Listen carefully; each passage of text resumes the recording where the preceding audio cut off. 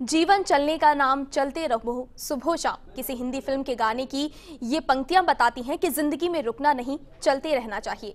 लेकिन अगर जिंदगी कांटों का सफर बनकर सामने हो तो चलना आसान नहीं होता, लेकिन फिर भी कुछ उदाहरण देखने को मिल ही जाते हैं।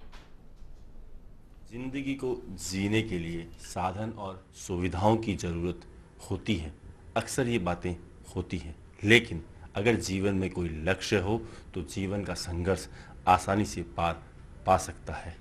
जी हाँ, बात करें नवरात्रा में देवी की आराधना की, नारी शक्ति की पूजा की। लेकिन नारी शक्ति किस तरह से संघर्ष को मुकाम को हासिल करती है, इसकी एक वानगी हम दिखाएंगे आपको बीकानेर से। तुम्हारे भवन में ज्योत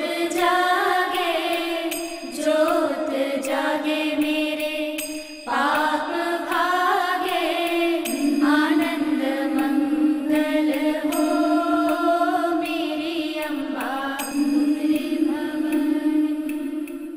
तकरीबन 29 साल पहले बीकानेर के 3 पर्वतारोही हिमालय के पहाड़ों पर चढ़ने के दौरान अचानक आए तूफान में लापता हो गए।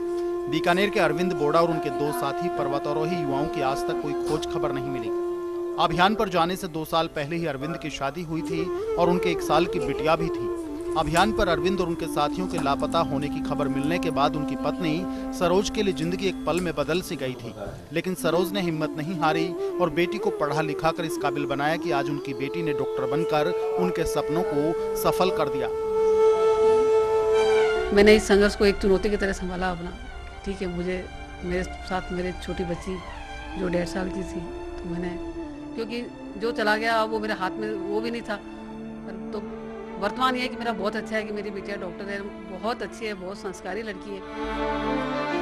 जिस तरह सरोज ने अरविंद के गुम होने के बाद जिंदगी के सफर को अकेले ही संघर्ष करते हुए जिया, वैसा उन्होंने अपनी बेटी के साथ नहीं होने दिया। बेटी को पिता की यादें और कमी महसूस नहीं हो, इसलिए उन्होंने हर वो चीज बेटी के लिए उपलब्ध करवाई जिसकी बेटी ने फरमाइश की। उस समय में बेटी को कॉन्वेंट स्कूल में शिक्षा दिलवाई और आज बेटी डॉक्टर बन गई। सरोज की बेटी डॉक्टर प्रीति कहती हैं कि हर मौके पर पिता की कमी महसूस होती है, लेकिन जो प्यार माँ ने दिया वो माता पिता दोनों का प्यार था। मुझे तो याद भी नहीं कि वो कैसे दिखते थे, मैंने सिर्फ उनकी पिक्स ही देखी हैं, वो देख के ही बड़ी हुई हूँ। मुझे कुछ भी याद नहीं है, क्योंकि जब ये घटना हुई तब मैं सिर्फ 1.5 ईयर की थी। कहते हैं ना कि जो वही वाली बात है कि ईश्वर कहीं नहीं जा सकता, इसलिए उसने माँ को बनाया है। ये बिल्कुल 101% बिल्कुल ही सही बात बोली गई है। मेरी माँ मेरे लिए ईश्वर के समान है। उन्होंने मेरी हर ख्वाहिश, हर चीज़, हर इच्छा को पूरी किया है। माँ नाम है प्यार का, दुलार का, और पिता नाम है एहसास और अनुशासन का, वात्सल्य और प्रेम का। यह एहसास शक्ति स्वरूपा माँ का दूसरा उदाहरण कहा जा सकता है। नवरात्रा का पर्व है, देवी की आराधना होती है, नारी को शक्ति का रूप दिया जाता है।